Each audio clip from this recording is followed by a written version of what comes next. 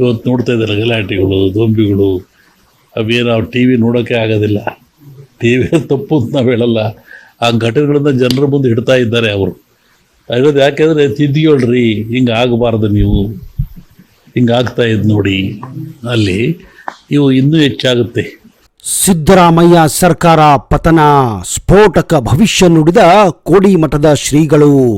ಪ್ರಕೃತಿ ವಿಕೋಪ, ರಾಜ್ಯ ರಾಜಕಾರಣ, ದೇಶ ರಾಜಕಾರಣ, ದೇಶ ವಿದೇಶದ ಸಂಘರ್ಷಗಳು, ಬಾಂಬ್ ಸ್ಫೋಟ ಸೇರಿದಂತೆ ಹಲವು ವಿಚಾರಗಳ ಬಗ್ಗೆ ಸ್ಫೋಟಕ ಭವಿಷ್ಯ ನುಡಿಯುವ ಕೋಡಿಮಠದ ಡಾಕ್ಟರ್ ಶಿವಯೋಗಿ ಶಿವಾನಂದ ಸ್ವಾಮೀಜಿ ಇದೀಗ ಮತ್ತೊಂದು ಸ್ಫೋಟಕ ಭವಿಷ್ಯವನ್ನ ನುಡಿದಿದ್ದಾರೆ.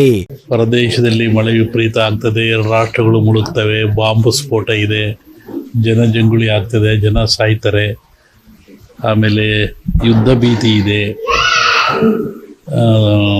ಒಂದೆರಡು ಜನ ಪ್ರಧಾನಿಗಳು ಸಾಯ್ತಾರೆ. ವಸತಿ ಎಲ್ಲ ಹೇಳಿದಲ್ಲ, ಅದೆಲ್ಲ ನಡೆದು ಹೋಯ್ತಲ್ಲ ಅಲ್ಲಿ, ಅದು ಇನ್ನೂ ಮುಂದುವರಿತದೆ ಅದರಲ್ಲಿ. ಹೀಗಾಗಿ ಈ ಒಂದು ಹೇಳಿದ್ದೆ ನಾನು, ದೊಡ್ಡ ದೊಡ್ಡ ಜನಗಳಿಗೆ ಆಘಾತ ಇದೆ ಅಂತ ಹೇಳಿದ್ದೆ ನಾನು. ಎಲ್ಲರೂ ನಡೀತಾ ಇದೆ, ಇನ್ನೂ ನಡೀತಾ ಇದೆ. ಆದ್ದರಿಂದ ಈ ಮನುಷ್ಯ ಯಾವಾಗ ಸಹನೆಯನ್ನು ಕಳ್ಕೊಳ್ಳೋ ಹೌದು, ಲೋಕಸಭಾ ಚುನಾವಣೆ ಬಳಿಕ ಕಾಂಗ್ರೆಸ್ ಸರ್ಕಾರ ಪತನವಾಗಲಿದೆ ಎಂದು ಹಲವು ನಾಯಕರು ಹೇಳಿಕೆ ನೀಡಿದ್ದರು. ಈ ಬಗ್ಗೆ ರಾಜಕೀಯ ವಲಯದಲ್ಲೂ ಸಾಕಷ್ಟು ಚರ್ಚೆಗಳು ಆಗಾಗ ನಡೆಯುತ್ತಾನೆ ಇವೆ. ಈ ನಡುವೆ ಕೋಡಿಮಠದ ಶ್ರೀಗಳಾದ ಶಿವಾನಂದ ಶಿವಯೋಗಿ ರಾಜೇಂದ್ರ ಸ್ವಾಮಿಗಳು ಸಿದ್ದರಾಮಯ್ಯ ಸರ್ಕಾರ ಕುರಿತು ಭವಿಷ್ಯವನ್ನ ನುಡಿದಿದ್ದಾರೆ. ಗುರುಗಳು ಶಿಷ್ಯರಾಗುತ್ತಾರೆ, ಶಿಷ್ಯರು ಗುರುಗಳಾಗುತ್ತಾರೆ, ಹೆಣ್ಣು ಮಕ್ಕಳ ಪ್ರಾಬಲ್ಯ ಹೆಚ್ಚಾಗಲಿದೆ, ರಾಜ್ಯದಲ್ಲಿ ಸಿದ್ದರಾಮಯ್ಯ ಸರ್ಕಾರ ಆಪತ್ತು ಇದೆ, ಶ್ರಾವಣದಲ್ಲಿ ನಾನು ಮತ್ತೊಂದು ಸ್ಫೋಟಕ ಭವಿಷ್ಯ ಹೇಳುತ್ತೇನೆ, ಕೇಂದ್ರ ಸರ್ಕಾರ ಹಾಗೂ ಮೋದಿ ಅವರ ಬಗ್ಗೆ ಶ್ರಾವಣದಲ್ಲಿ ಮಾತನಾಡುತ್ತೇನೆ ಎಂದು ತಿಳಿಸಿದ್ದಾರೆ. ಈ ಮನುಷ್ಯ ಯಾವಾಗ ಸಹನೆಯನ್ನು ಕಳ್ಕೊಳ್ತಾನೆ, ನೆಮ್ಮದಿಯನ್ನು ಕಳ್ಕೊಳ್ತಾನೆ, ಕೋಪಕ್ಕೆ ತುತ್ತಾಗ್ತಾನೆ, ಅವಘಡಗಳು ಅವನಿಗಿದ್ದುದೇ. ಅದಕ್ಕೆ ಯಾವುದೋ ಬೆಳಗ್ಗೆ ನಾನು ಟಿ ವಿನಲ್ಲಿ ನೋಡ್ತಾ ಇದ್ದಲ್ಲಿ ಒಂದು ಕುತ್ತಾಗ, ನಾನು ಕೋಡಿಮಠಕ್ಕೆ ಹೋಗಿದ್ದೆ, ಸ್ವಾಮಿಗಳು ಸಿಟ್ಟು ಕಮ್ಮಿ ಮಾಡು ಅಂತ ಹೇಳಿದರು. ಮತ್ತಿನ್ನೂ ಸ್ವತಃ ಕಮ್ಮಿ ಮಾಡಿದೆಯಾ ಅಂದರು.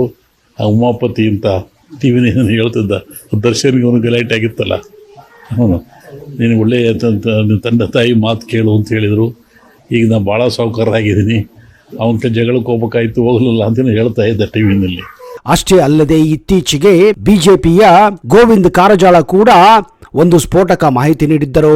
ಅದೇನೆಂದರೆ ಕಾಂಗ್ರೆಸ್ನ 40 ಶಾಸಕರು ರಾಜೀನಾಮೆಯನ್ನ ಕೊಡಲು ಮುಂದಾಗಿದ್ದಾರೆ ಎಂದು.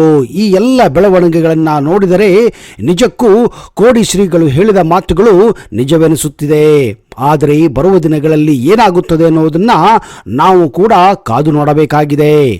ಬರಿಗಾಲಲ್ಲಿ ನಡೆಯುವನು, ಕರೆಯದೆ ಬರುವವನು ಯಾರು? ಈಗ ನಮ್ಮ ರೆಡ್ಡಿಯವರು ನಿಮ್ಮನ್ನೆಲ್ಲ ಕರೆದರು, ಗುರುಗಳು ಬರ್ತಾರೆ ಬನ್ನಿ, ಕೊಟ್ಟು ಇದನ್ನು ಅನ್ನದಾನ ಮಾಡಿದರು, ವಸ್ತ್ರದಾನ ಮಾಡಿದರು, ನಿಮಗೆಲ್ಲ ಸೇರಿಸಿದರು, ಪಾದ ಪೂಜೆ ಮಾಡಿದರು. ಗುರು ವಂದನೆ ಲವ್ ಅಡ್ವೊಕೇಟು, ಆಧ್ಯಾತ್ಮಿಕವಾಗಿ ಅವನು ಸೇವೆ ಮಾಡಿದ. ಕರಿಬೇಕು, ಕರಿಬಾರ್ದು ಅಂತೇನಿಲ್ಲ. ಮತ್ತು ಕರೆದೇ ಬರೋನು ಯಾರು? ಕರೆಯದೇ ಬರುವವನ ಯಾರಪ್ಪ? ಶತ್ರುನೂ ಕರಿಬೇಕು, ನಾವು ಮನೆಗೆ ನೆಂಟರನ್ನು ಕರಿಬೇಕು. ಆದರೆ ಕರೆದೇ ಬರೋದು ಯಾರು ಅಂದರೆ ನಮ್ಮಲ್ಲೇ ಇದೆ ಕೋಪ. ಯಾವಾಗ ನಮ್ಮಲ್ಲಿ ಬಂಡವಾಳ ಕಮ್ಮಿ ಆಗುತ್ತೆ ತಕ್ಷಣ ಬರೋದೇ ಕೋಪ, ಸಡನ್ ಕೋಪ ಬಂದ್ಬಿಡುತ್ತೆ. ಕರೆಯದೇ ಬರುವವನ, ಬರೆಯದೇ ಓದುವನ, ಬರೆಯದೇ ಇಲ್ಲ ಅವನು ಓದ್ತಾನೇ ಇರ್ತಾನೆ. ಯಾರು? ಕಣ್ಣು ಬರೆಯುತ್ತಾ? ಅದು ಓದುತ್ತೆ. ಬರಿಗಾಲಲ್ಲಿ ನಡೆಯುವನ, ಬರಿಗಾಲ ಕಳ್ಳ ಆಗ್ಬಿಡ್ತಾನೆ, ಬಾಕಿ ಜಬ್ಲಕ್ಕ ಆಗೋದಲ್ಲ. ಮತ್ತು ಯಾರು ಬರಿಗಾಲ ನಡೆಯುವನು? ಮನಸ್ಸು. ಒಳಗೆ ಮನಸ್ಸಿದೆಯಲ್ಲ, ಎಲ್ಲಿಂದ ಎಲ್ಲಿಗೆ ಹೋಗ್ಬಿಡ್ತಿದ್ದು ಮನಸ್ಸು. ಈ ಮೂರನ್ನು ನಿಯಂತ್ರಣ ಇಟ್ಕೊಂಡ್ರೆ ಮನುಷ್ಯನ ಹುಟ್ಟಿಕ್ಕೂ ಸಾರ್ಥಕ ಆಗ್ತದೆ. 84 ಲಕ್ಷ ಜೀವರಾಶಿಗಳಲ್ಲಿ ಮಾನವ ಜನ್ಮ ಶ್ರೇಷ್ಠವಾದದ್ದು. ದೇಶದಲ್ಲಿ ಕ್ರೋಧಿನಾಮ ಸಂವತ್ಸರ ಇದೆ. ಶುಭಗಳಿಂದ ಅಶುಭಗಳೇ ಹೆಚ್ಚಾಗಿ ನಡೆಯಲಿವೆ. ದೇಶದಲ್ಲಿ ಜಲಕಂಠ, ಅಗ್ನಿಕಂಠ, ವಾಯುಕಂಠಗಳು ಹೆಚ್ಚಾಗಲಿವೆ. ರಾಜ್ಯದಲ್ಲಿ ಈ ಬಾರಿ ಅತಿವೃಷ್ಟಿ ಸಾಧ್ಯತೆ ಇದೆ ಎಂದು ಕೋಡಿಮಠದ ಶ್ರೀಗಳಾದ ಶಿವಾನಂದ ಶಿವಯೋಗಿ ರಾಜೇಂದ್ರ ಸ್ವಾಮಿಗಳು ಸ್ಫೋಟಕ ಭವಿಷ್ಯ ನುಡಿದಿದ್ದಾರೆ. ಈ ಬಾರಿ ಕೇಂದ್ರದಲ್ಲಿ ಬಿಜೆಪಿ ಬಹುಮತ ಬರೆದಿದ್ದಕ್ಕೆ ಎನ್ಡಿಎ ಮೈತ್ರಿ ಸರ್ಕಾರ ರಚನೆ ಮಾಡಿದ್ದು ಇದು ಬಹಳ ದಿನ ಉಳಿಯುವುದಿಲ್ಲ ಎಂದು ಕೋಡಿಮಠದ ಶ್ರೀಗಳಾದ ಶಿವಾನಂದ ಶಿವಯೋಗಿ ರಾಜೇಂದ್ರ ಸ್ವಾಮಿಗಳು ಪ್ರತಿಕ್ರಿಯಿಸಿ ಸರ್ಕಾರ ಹಾಗೂ ಮೋದಿ ಅವರ ಬಗ್ಗೆ ಶ್ರಾವಣದಲ್ಲಿ ಮಾತನಾಡುತ್ತೇನೆ ಎಂದು ಸ್ಪಷ್ಟವಾಗಿ ಹೇಳಿದ್ದಾರೆ. ಗಾಯಿ, ಹದ್ದು ಕರಿತೀವಲ್ಲ, ಭೂಮಿಲಿ, ನೀರಿನಲ್ಲಿ ಈ ಆತ್ಮ ಬರುವಾಗ ಅದು ಏನಾಯಿತು, 84 ಲಕ್ಷ ಜೀವರಾಶಿಗಳಿಂದ ಕಡೆಯದಾಗಿ ಮಾನವ ಜನ್ಮಕ್ಕೆ ಬಂತು. ಇದು ಕಡೆಯ ಜನ್ಮ. ಕ್ರೋಧಿನಾಮ ಸಂವತ್ಸರದಲ್ಲಿ ಕ್ರೋಧ, ದ್ವೇಷ, ಮದ, ಅಸೂಯೆಗಳು ಹೆಚ್ಚಾಗುತ್ತಿವೆ. ಕ್ರೋಧಿನಾಮ ಸಂವತ್ಸರದಲ್ಲಿ ಪಂಚಘಾತುಕಗಳನ್ನ ಗೆಲ್ಲೋದು ಕಷ್ಟ ಅಂತ ಸ್ವಾಮೀಜಿ ಹೇಳಿದ್ದಾರೆ. ಯುದ್ಧ ಭೀತಿ, ಪ್ರಧಾನಿಗಳ ಬಗ್ಗೆ ಹೇಳಿದ್ದೆ. ಪ್ರದೇಶದಲ್ಲಿ ಜಲಪ್ರಳಯ, ಬಾಂಬ್ ಸ್ಫೋಟ ಬಗ್ಗೆ ಮೊದಲೇ ಹೇಳಿದ್ದೆ. ಅದೆಲ್ಲವೂ ನಡೆದು ಹೋಯಿತು ಅಂತ ಸ್ವಾಮೀಜಿ ಹೇಳಿದ್ದಾರೆ. ದೊಡ್ಡ ದೊಡ್ಡ ಜನರಿಗೆ ಆಘಾತದ ಬಗ್ಗೆ ಹೇಳಿದ್ದೆ. ಅದು ಕೂಡ ನಡೆದಿದೆ, ಈಗಲೂ ನಡೆಯುತ್ತಿದೆ ಅಂತ ಕೋಡಿಮಠದ ಸ್ವಾಮೀಜಿ ಸ್ಪಷ್ಟವಾಗಿ ತಿಳಿಸಿದ್ದಾರೆ. ಇನ್ನು ರೇಣುಕಾಸ್ವಾಮಿ ಕೊಲೆ ಕೇಸಿನಲ್ಲಿ ದರ್ಶನ್ ಅರೆಸ್ಟ್ ಆಗಿರುವ ವಿಚಾರಕ್ಕೆ ಮಾತನಾಡಿ, ಮನುಷ್ಯ ಸಹನೆ, ನೆಮ್ಮದಿ ಕಳೆದುಕೊಂಡಾಗ ಕೋಪಕ್ಕೆ ತುತ್ತಾಗುತ್ತಾನೆ ಅಂತ ಕೋಡಿಮಠದ ಶ್ರೀಗಳು ಹೇಳಿದ್ದಾರೆ. ಭಯದಿಂದ ಸುಮ್ಮನಿದ್ದ ಅನೇಕರು ಈಗ ದರ್ಶನ್ ಮಾಡಿರುವ ಕೃತ್ಯಗಳ ಬಗ್ಗೆ ಮಾತನಾಡುತ್ತಿದ್ದಾರೆ. ಅದರಲ್ಲಿ ಹೀಗಾಗಿ ಈ ಒಂದು ಹೇಳಿದ್ದ, ದೊಡ್ಡ ದೊಡ್ಡ ಜನಗಳಿಗೆ ಆಘಾತ ಇದೆ ಅಂತ ಹೇಳಿದ್ದೆ ನಾನು. ಎಲ್ಲರೂ ನಡೀತಾ ಇದೆ, ಇನ್ನೂ ನಡೀತಾ ಇದೆ. ಅದರಿಂದ ಈ ಮನುಷ್ಯ ಯಾವಾಗ ಸಹನೆಯನ್ನು ಪ್ರದೇಶದಲ್ಲಿ ಮಳೆ ವಿಪರೀತ ಆಗ್ತದೆ, ರಾಷ್ಟ್ರಗಳು ಮುಳುಗ್ತವೆ, ಬಾಂಬ್ ಸ್ಫೋಟ ಇದೆ, ಜನಜಂಗುಳಿ ಆಗ್ತದೆ, ಜನ ಸಾಯ್ತಾರೆ, ಆಮೇಲೆ ಯುದ್ಧ ಭೀತಿ ಇದೆ, ಒಂದೆರಡು ಜನ ಪ್ರಧಾನಿಗಳು ಸಾಯ್ತಾರೆ, ವಸತಿ ಎಲ್ಲ ಹೇಳಿದ್ದಲ್ಲ, ಅದೆಲ್ಲ ನಡೆದು ಹೋಯ್ತಲ್ಲ ಅಲ್ಲಿ, ಅದು ಇನ್ನೂ ಮುಂದುವರಿತದೆ ಅದರಲ್ಲಿ. ಹೀಗಾಗಿ ಈ ಒಂದು ಹೇಳಿದ್ದೆ ನಾನು, ದೊಡ್ಡ ದೊಡ್ಡ ಜನಗಳಿಗೆ ಆಘಾತ ಇದೆ ಅಂತ ಹೇಳಿದ್ದೆ ನಾನು.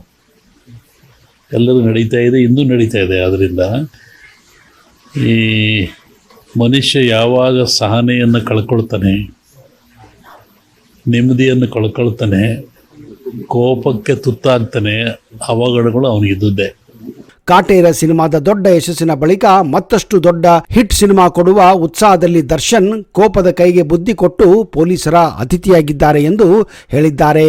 ದರ್ಶನ್ ಬಗ್ಗೆ ಕೋಡಿಮಠದ ಶ್ರೀಗಳು ಹೇಳಿಕೆ ನೀಡಿದ್ದು, ಕೋಪದ ಕೈಗೆ ಬುದ್ಧಿ ಕೊಟ್ಟರೆ ಈ ರೀತಿ ಅವಘಡ ನಡೆಯುತ್ತಿದೆ ಎಂದು ಹೇಳಿದ್ದಾರೆ.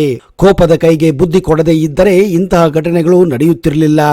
ಏನೇ ಇರಲಿ, ಹೇಗೆ ಇರಲಿ ಸ್ನೇಹಿತರೆ, ಈ ಭವಿಷ್ಯಗಳನ್ನ ನಂಬುವುದು ಬಿಡುವುದು ನಿಮ್ಮ ವಿವೇಚನೆಗೆ ಬಿಟ್ಟಿದ್ದು, ನಿಮ್ಮ ತರ್ಕಕ್ಕೆ ಬಿಟ್ಟಿದ್ದು.